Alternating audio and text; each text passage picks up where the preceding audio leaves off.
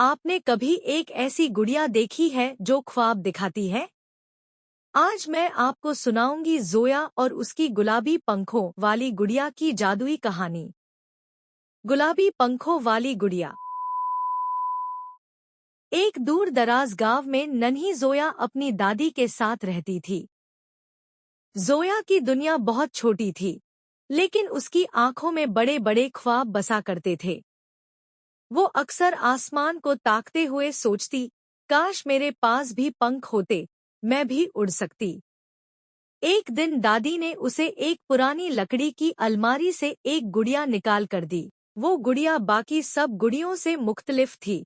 उसके नर्म सुनहरे बाल, शफ्फाफ नीली आंखें और सबसे बढ़कर उसकी पुश्त पर खूबसूरत गुलाबी पंख थे जो नर्म रुई से बने लगते थे। ज़ोया ने हैरत से पूछा, दादी, ये गुड़िया उड़ सकती है? दादी मुस्कुराईं। अगर तुम यकीन करो, तो ये गुड़िया तुम्हें ख्वाबों की दुनिया में ले जा सकती है। उस रात ज़ोया ने गुड़िया को सीने से लगाकर आंखें बंद की। अचानक उसे महसूस हुआ जैसे हवा में तैर रही हो।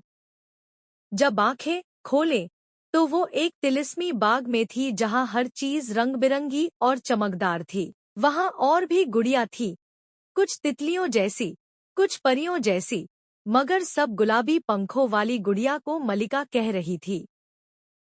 गुड़िया ने ज़ोया का हाथ पकड़ा और कहा, ये तुम्हारी हिम्मत और यकीन का इनाम है। सुबह ज़ोया की आंख खुली तो वो अपने कमरे में थी, मगर गुड़िया के पंख पहले से भी ज्यादा रोशन लग रहे थे।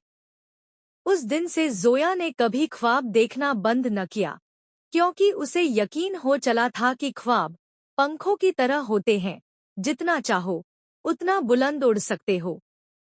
ख्वाब छोटे नहीं होते, चाहे जिंदगी कितनी ही महदूद क्यों न हो, ख्वाबों की परवाज़ हमेशा बुलंद हो सकती है।